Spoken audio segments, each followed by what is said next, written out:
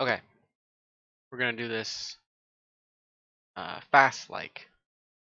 So, hello, I'm Rojo, and I'm going to be doing a speed review of this game.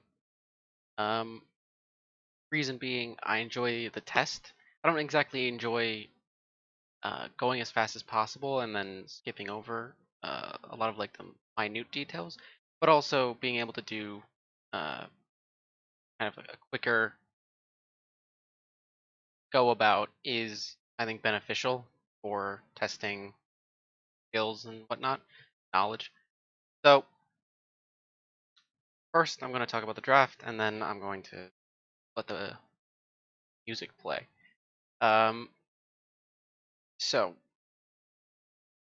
top lane is interesting. I would imagine that it's going to be fairly boring. They're not really going to be able to interact with each other / kill each other.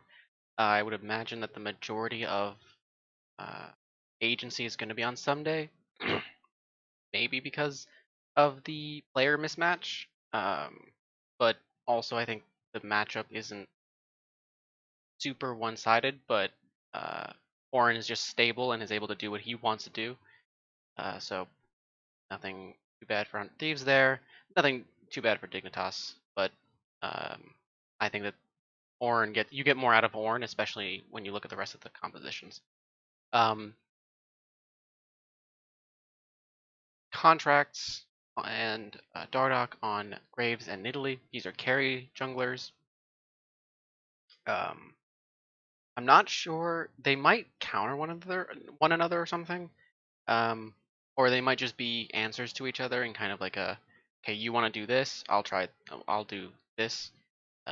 Less so a counter, more so a response and kind of a way to even the playing field in the jungle. Um, the mid lane matchup, I would imagine, would probably be Ryoma controlled. He would probably have priority. But Phoenix on the set is not going to be harmed too much by pretty much anything Zoe can do. So that's just going to be a whatever lane again.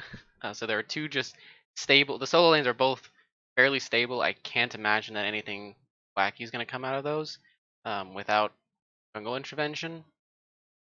And even with jungle intervention, Camille is basically not touchable by Graves. Um, Zoe isn't really going to be. Zoe shouldn't be able to be ganked with the Nidalee set duo. And then someday may be the most vulnerable of these, but I'm not sure if that's really where Dardoch is going. He might end up going. He might try to path topside and play heavier topside, but uh, I don't know if you're gonna get that much value out of it. And then the duo lane, Caitlyn and Ezreal. These are two just really strong AD carries. Uh, Nothing uh, much to say about them individually. The Bard is a little confusing for me. Maybe it's a response karma in some way. Um, it doesn't have a good target to lock down. Just Bard. I mean, your best target's maybe Nidalee, but the question is, are you going to be able to reach someone from the back? That should be throwing spears from the back with a Camille and a Set in front of them, as well as an Ezreal who's also throwing things at you and isn't going to get hit by the Tempered Fate, almost certainly. So I don't know if Bard is super effective in this composition. Um, I would imagine that this lane is stronger than this one. So advantage to 100 Thieves on that. No, maybe not even. Maybe not even. Maybe it's actually more skill based. Maybe it's no, no. I I think it's 100 Thieves. Okay, I'll give the bottom lane to 100 Thieves. It doesn't really matter. I doubt that there's going to be a massive discrepancy. So we see here, I mean, there's basically 3 lanes that aren't going to have any real discrepancies. And I think that the majority of the pressure is going to come from the junglers doing something. My question is, where do these junglers go? I can't imagine that Dardoch going topside is useful. I don't know if there's any way that Italy can hurt Caitlyn and Bard. And likewise, I don't think Graves can get on top of Ezreal and Karma without some sort of massive screw up. I guess Karma's probably the most vulnerable of the 5 champions on the opposing team. Yeah, I feel like this is just going to be a slow early game. I could be completely wrong. I actually don't think I watched this game, or if I did, it was him passing kind of like in the background. So I don't actually know what's going to happen. Let's play it. And then no pauses. The analyst was talking about it. We were talking about it in the caster check-in. Viper going for some sort of a counter pick and giving Dardoch options to actually play through that lane. So if you are expecting that, it's pretty risky to just like blind pick a carry style top laner and then potentially get countered and get punished there. I do think that somebody should be able to withstand this Camille matchup. Camille obviously with jungle help can get ahead, but it's difficult for her to really just completely snowball the lane because Ornn has solid wave clear. And Azale was talking about the top lane, how Viper's gonna have a hard time snowballing the lane, which I think is true. Touched on that a little bit.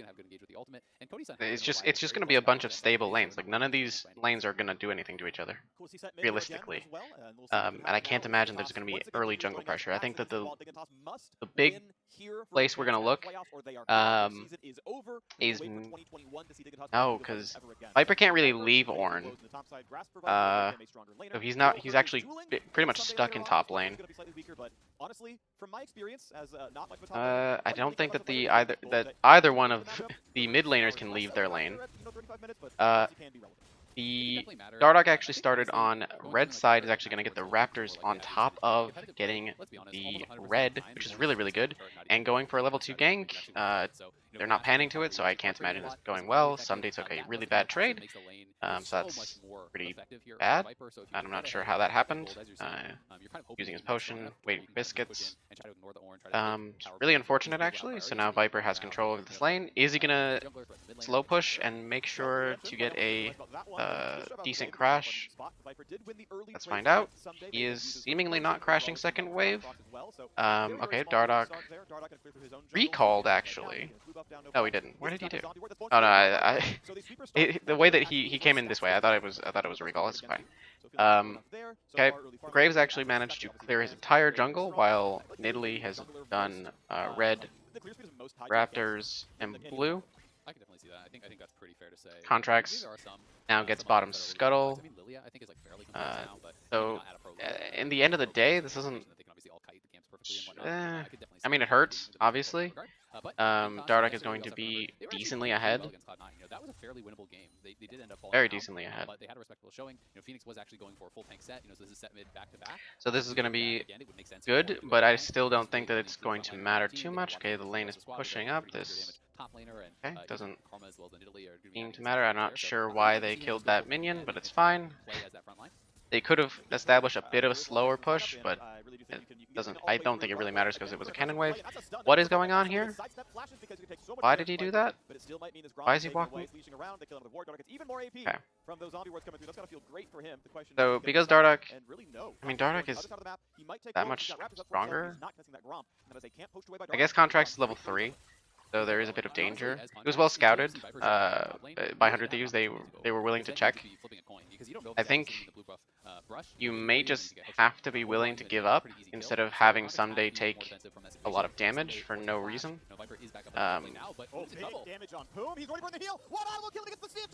Okay. I really underestimated the Karma damage. You go towards the bar, that was a consideration. That's why I took a pause when I was determining what my thoughts about the 2v2 was. But I didn't think it would.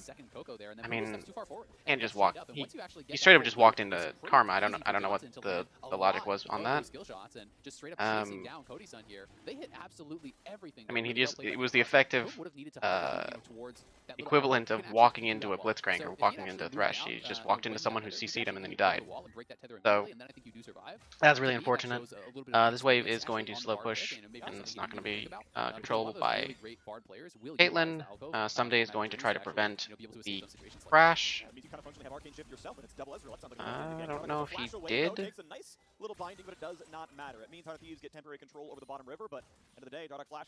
Actually, it looks like he did actually, because the wave's still on his side, so Viper has to be a little vulnerable. It doesn't really matter because we know that the jungler's on the bottom side, because they path towards them that way. And now, as long as Contracts actually clears his jungle efficiently, he's not going to be super behind. I mean, Dardoch ended up staying very long on the map, which kind of puts him a little behind tempo. If I could pause and rewind, I would expect to see exactly how this kind of evened up. Okay, should be fine as long as he gets that. Okay, everything's actually, this is going well now for Contracts, because now everything is pretty even. Slight advantage on Dignitas now. Where is that coming from? Mostly from the kill. In fact, it's entirely gone, basically, but it's mostly from the kill. Where that's coming from. Everyone's pretty much stable, like I said. I mean, no real way to interact as these junglers, and no real way to impact the lanes except by screwing up massively, like Poom did, which everyone makes mistakes, so it's not that big of a deal, and it also isn't really game losing. Phoenix has priority, so he moves down. This set is having a lot more priority than I thought he would. I guess that makes sense. I probably just underestimated his ability to clear out. Okay. He cannot die. He might die. He has to flash. I don't know if he needed a flash, actually. Because we know where the jungle... they don't know where Contracts is, so it's possible he's on top. No, there's no way. There's no way. They know that he just killed the blue and the Grom. So there's no way he's up on this side unless time is just moving so fast that I can't really... But that's not a necessarily good estimation. I think that's true, though. So they know that he was on the top side, so there's no way that Contracts should be on the top side. I guess he could have been, but it's not efficient in terms of farming. Okay. The Scuttle Crab is open now. It's not really an objective that anyone can really grab, because it does take a bit of time, and you need to be able to control it for a decently good amount of time. 100 Thieves are on the play first, who missed his Q. Not that big of a deal. And then they just seed because this is something that really frustrates me. Every time I see it, are they really going to give it up? I think they have to. It's because Caitlyn... Okay. So Caitlyn was on the bottom side for a little longer. They may not have expected to need Cody-san on this play, but that's the entirety of Dignitas did move to the Rift Herald. They do end up getting it, but they do get a return kill, so it's not the end of the world. But Cody-san did also move, so you actually end up losing out on the experience and gold that Cody-san could have accumulated by staying in the bottom. I think that you have to be willing to give that up when you're in that position. Yeah, and there's also, another half plate or so has been taken. And Herald can do like almost 2.5 plates. What frustrates me is when teams go to... I don't want to just leave that thought dangling. When teams go to objectives and then just get pushed off without even anyone doing anything, the other team just walks in, and it really begs the question, well, why were we even here in the first place? In this case, You could argue that there was a reason they wanted to potentially get it, but they were, I mean, Caitlyn was behind. It looks like there was a bit of a split call, and then they made a different decision halfway through the call that was being made already. Okay, Caitlyn is teleporting in. It looks like they're just going to summon Rift Herald. They could have summoned Rift Herald. I'm not entirely sure why they didn't summon it. The turret plates are falling. Just summon it. What are they doing? Wait, Dardoch! Why didn't you summon the Herald? You have a guaranteed first tower and... Fine. Fine, I have no idea. I don't know what the logic is. Maybe they're using it to... They want to use it to open the mid lane when it is weaker, but Herald does true damage, so the stats on the tower doesn't actually matter. Don't actually matter. Okay, so they move out, but there's no reason why 100 Thieves. Okay, so they get temporary control and they use it to claim the dragon, but this is a little precarious. Okay, so that was well called out by 100 Thieves. They knew that they could do it before there was a response. This is a very late herald on an objective that's not going to kill, so that's really unfortunate. Pretty bad use of the herald. 100 Thieves' willingness to respond to plays as a team really helped that play work because it allowed them to kill the dragon very quickly and then respond to the fight. Unless I have no idea who just took that dragon. Pretty sure it was 100 Thieves. Yeah, it was. I like had to question it for a second. I was like, wait. I've got to say, I like the build from both the tanks thus far. There is magic damage on both teams, and with the Nidalee, a little bit from the Ezreal and the Zoe. But I do think because Caitlyn is actually moving to the top side of the map, looking to maybe break this, or there was potentially a wave that was, yeah, there's probably just a good wave there. And then Caitlyn's going to move down, getting escorted by Contracts and Poom. Nothing too weird. Ryoma should probably move down bottom, or trade, or do something, or they just move back. A little confusing there. Probably could have played that out a little more smoothly. They end up just I see the play. So what ended up happening was they moved down here and then they realized that they could have just taken the top side. But then you have to ask, why did we need to take the top side versus potentially protecting mid lane, protecting Ryoma, because then he's not in a 1v3 position. If Dignitas position their 3 mid lane, which we knew they did. So it's a little greedy, I think, by 100 Thieves, but I can see the play call reasoning. Have to see how well they can play the mid game. Can they actually avoid mistakes and really be able to execute come team fight time? Because this is a similar spot to kind of where they were against Cloud9, and we need to be able to see them execute better than they did against. Okay, 100 Thieves get pretty much a free Herald. I mean, it ends up, you kind of could say that they traded mid tower for it, because if mid tower was up, the Herald would have been still a contested objective. But because Dignitas took the mid tier 1 and then reset, they were able to claim the objective. That's all well and good. She could have held this, but that's, I guess, not part of the game plan for them. There is a decent amount of scaling on this on the 100 Thieves composition, so if they're willing to slow the game down, it is actually in their favor. There is also a decent amount of scaling, but I feel like the scaling is in 100 Thieves' favor. I think this style of build for Bard is just higher risk, higher reward than the Deadman's. You do obviously have the additional utility. Redemption can be extremely powerful, but if you misposition yourself... 7 seconds on the Cloud Dragon, but Dignitas, because of the taking mid-tier 1, they're able to aggress onto bottom side jungle. Now it's kind of evened because of the Herald, which was used basically just to claim position on this river.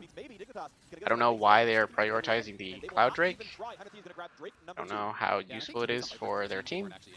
In fact, I don't think it's that useful at all.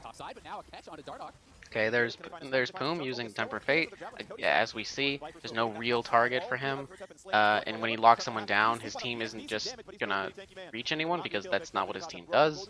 His team actually wants people to walk into them. Temper Fate, I guess, can stop initiation. So there is a defensive option with it, but it doesn't really have. There could have been another defensive support choice here. If you were looking for a defensive support. I'm not entirely sure what they were looking for with their support. The game does stay at a relatively even gold lead from here on out. They are going to be forced to start coming to these dragons and contesting.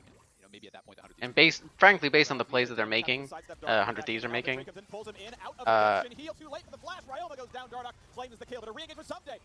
based on the plays that 100 Thieves are making, I can only assume that they were wishing to go for more aggressive plays, which is what this Temper Fate, and then something goes in. So there looks like their basic, mode is go in.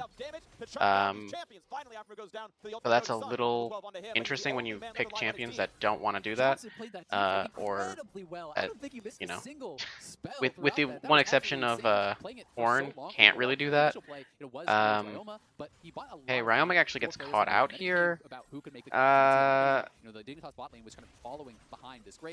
This is a long lane, so you could argue that Ryoma probably should be holding it, and waiting for the lane to come into him so that he doesn't have this situation happen.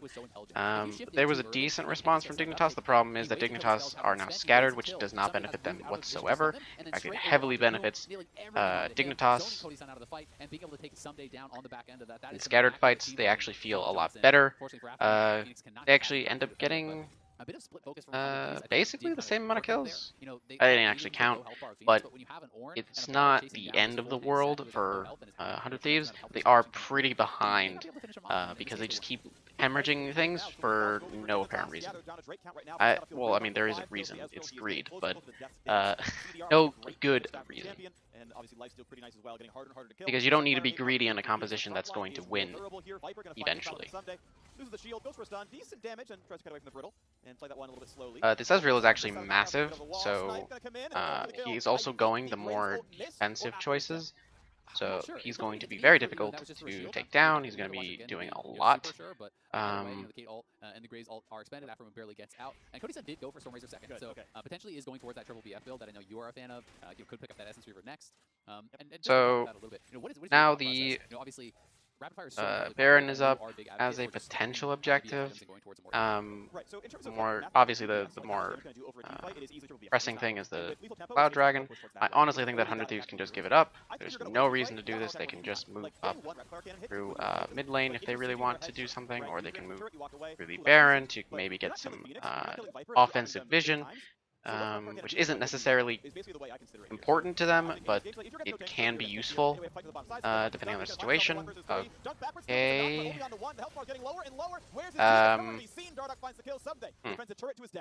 And Ryoma just had a terrible TP. Feel like either maybe somebody was thinking, okay, Boom defense is going to come in from the squad. Boom is in the area. may have missed the Temper Fate, or he wanted the tower to die, or that had about 5% health left, and it just I'm not entirely sure what his what happened there.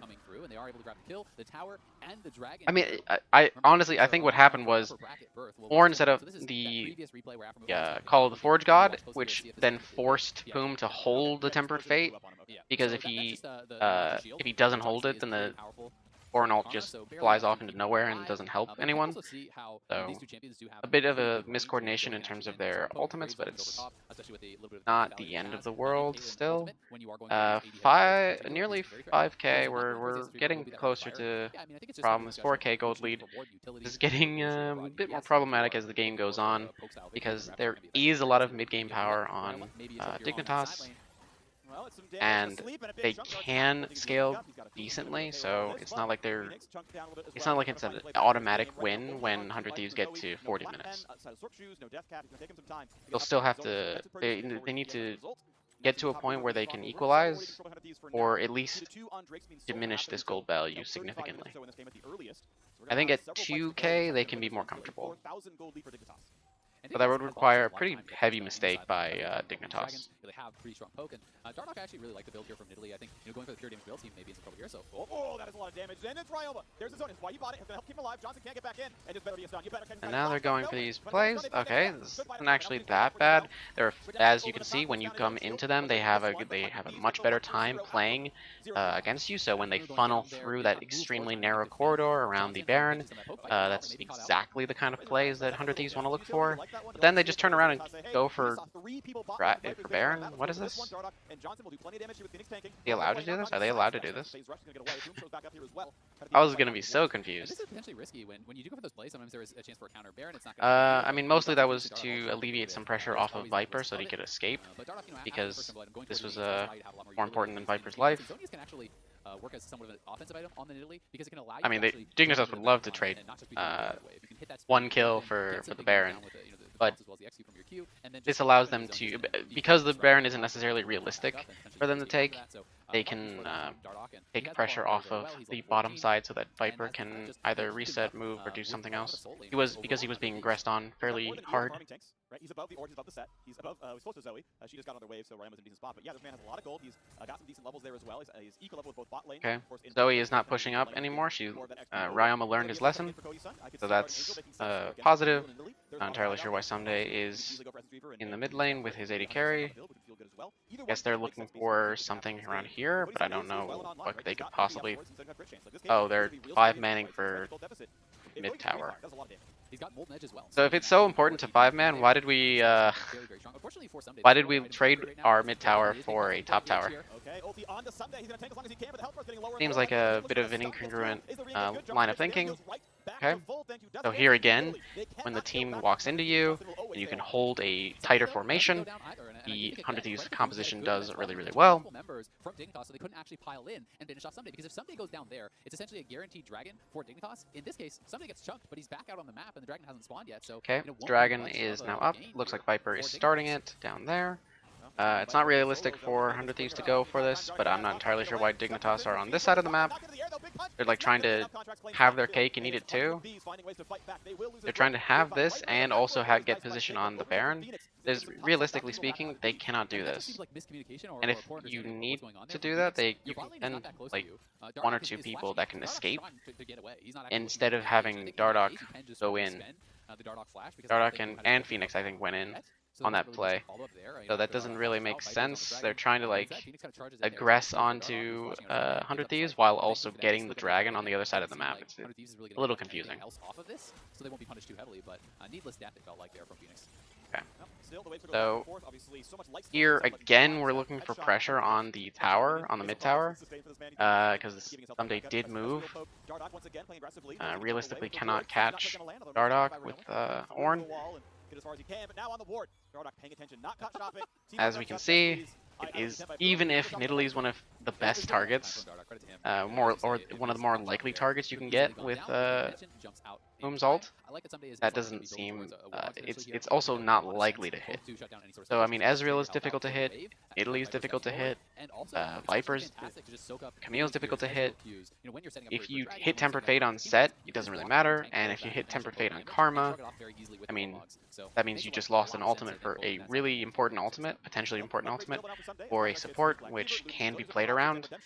And as long as Aframu is staying relatively close to his team, he should be fine. Also, because they're on the winning side of the game, they can aggress more freely and put down wards without fear of being taken down or fear of being seen first, like on the way to warding. So as you can see here, I mean, Dignitas have full control. He can walk pretty freely into any position he wants to. Here again, though he's playing fairly defensively because he doesn't have a tower up there, and because she previously died. They are again gathering around for this tower, mostly because there is very little to gain on the sides, but of course Ryoma could have actually just picked up 3 minions. I'm pretty sure he just lost 3 minions. Nope, he lost pretty much an entire wave, maybe. Or he lost a good portion of that wave. wave, And now he's gonna kite away. 3 people in you the bot side. not He's even gonna collapse back down towards the succeed in Viper. getting anything. I would actually like to see Viper just They managed to put down a few, like a control ward, but that easily gets spotted out because now the numbers are gone and Dignitas can aggress onto the position. Okay, so this is also a good use, a potentially good use for Bard Ultimate. It allows you to slow down the game. There is that, but I don't understand why you would position, you'd pick an entire champion just so that your opponent cannot take one objective. Or I guess he can force any objective to take longer, but I don't know if that's enough value to have. Okay, this just keeps happening. Temper Fate is now down, so 100 Thieves have to be more committal. Ryoma literally just face tanked an arcane True Shot Barrage, rather, so that's really unfortunate. And yeah, to your point, Viper's already moving over there. He's looking to try to start this Uh, the rest of the team needs to Nothing really to get here. I mean, they keep aggressing onto this. The side lanes are not necessarily in their favor. Viper is actually just doing the dragon. It's actually pretty well done. This is actually going really well because they keep aggressing onto the Baron while Viper takes dragon, and now they have this is a pretty good. Now it's very difficult to hit the skill shots that 100 Thieves want to hit on the, not the Graves, on the Zoe, on the Bard, I guess kind of on the Graves and kind of on Horn. Okay, this ward line is defensive in nature and basically useless if they never want to walk into you, which they don't. They're kind of just teasing to buy time for Viper, which is actually really, really good. He ends up getting the inhibitor for free. It's actually all going fairly well. The macro is actually there for Dignitas. There probably could have been a little, it could have been optimized. I think that teasing the dragon 4 times in a row, I mean, it works because that's the position they're in, but you'd probably argue for maybe go back to top lane and fix this up, force that to become an issue, and then you can more realistically pressure this. Because, I mean, I don't think anyone's even touched top lane in the last several minutes, so that's a little unfortunate. They actually end up getting, other things actually end up getting the Baron. Interesting. Mostly because Viper was continuing to press on the bottom, with that, but he can't realistically end the game from that position. What he should be doing is he should be topside, so he should be shifting his pressure topside. The lane automatically pushes and is already a threat on its own, and if he's topside, the priority then falls onto Dignitas, and you can't just walk into the Baron like 100 Thieves did. So, decent macro for a few minutes, and then it fell flat. It seems like the basics are there, the basic ideas, I mean, it's not actually basics, it's fairly advanced, but the basics for the professional level are there, but the nuances for those plays aren't necessarily there. Or perhaps it was just greedy, or they didn't see it coming. They probably just didn't think that it was possible for 100 Thieves to just walk into the Baron and take it like they were trying to do. But they have a pretty good amount of DPS, so of course it becomes realistic. Alright, 100 Thieves is using the... Okay, they can't really do much in terms of any other lane because all the other lanes are pushed, but they could have done something mid. I mean, on Baron, why are you losing a mid tier tower? But okay, it's fine. And then they just all they all reset for to clear the super minions. You can have your 4-man squad up there. So even in a position where they're doing okay, they end up just basically capping just Baron Gold. In fact, I think this is less than Baron Gold because Baron gives 300 per champion. I might be wrong. I don't remember. Oh man, I don't remember. Even still. It wasn't a super great Baron play. They basically just got face value for Baron. Obviously, Cloud Drake gives him the passive move speed, and he can ult for a bunch more if needed. Cody Sun waits around. Is there a fight down here? Is he going for this turret? He is not. But if he did, You gotta believe that and someday the value of Viper will getting combine for a likely kill. top tier Total 2 Viper is done almost on Caitlyn. negligible. Item builds are done for both AD carries. It doesn't really help you. Straight up, one-on-one, one full item left to build on one side. And Okay, now we've got Dignitas coming back and over to Viper. He's gonna lose the GA. And Okay, into the re-engage. They're sleeping. Viper gets a They're little gonna caught. kill, and It's a Viper connects. Ulti comes in. He's got some pretty not in the air, though. And it's gonna be 100 bad who find the fight they needed. Elvis is up in 10 exchange. seconds. I think Johnson will Viper not finish played the job. that They will save a this little one too from greedy. Yellow. He was They're trying showing up and to tries to aggress a little longer than he probably should have, and then he gets collapsed on by the entire opposing team when he probably should be doing is he should be leaving immediately as soon as Someday moves into him, because now Elder Dragon is really 100 Thieves, because what can Dignitas do without a jungler and without a top laner?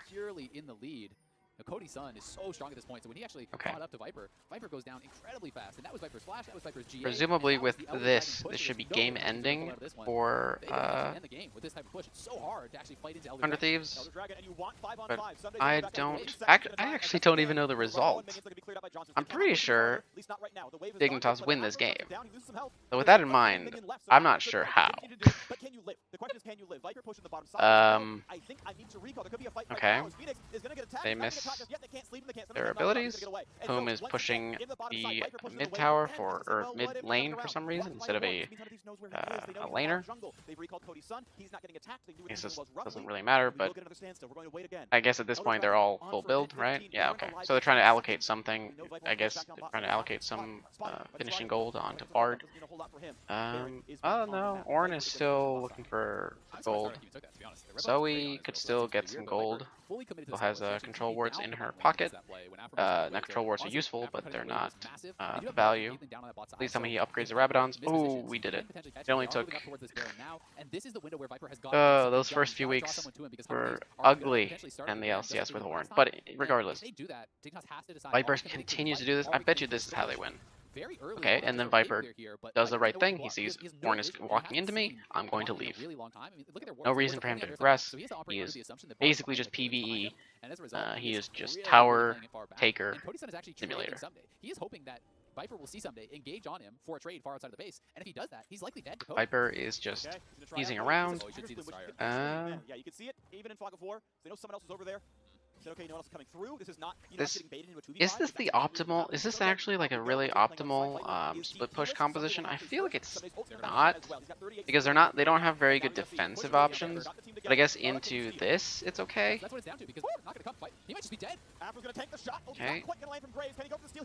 Okay, so they get 2 Barons and an Elder, and they still lose? Oh, I see. You gotta be kidding me! But he's not anywhere near. He doesn't have minions just yet. He's still not yet going for the endgame. Not just yet. Dardoch gets stunned up, but no one's recalling. Someone's gotta get back. They've got 2. They brought in Johnson. They're going for it now. Dignitas kept Viper in the lineup, and he won in the game. Dignitas are still in the running for playoffs. Ending Johnson hitting everyone.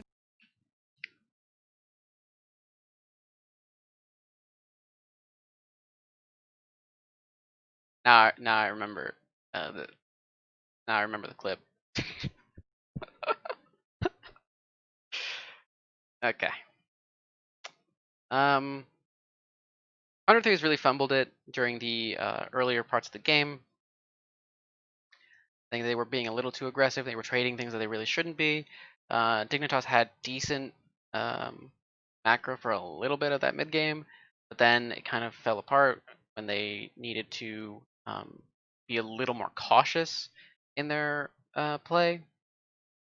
So, and then they just get you just give your opponents 2 Barons and an Elder and you still win. I mean, the classic. I've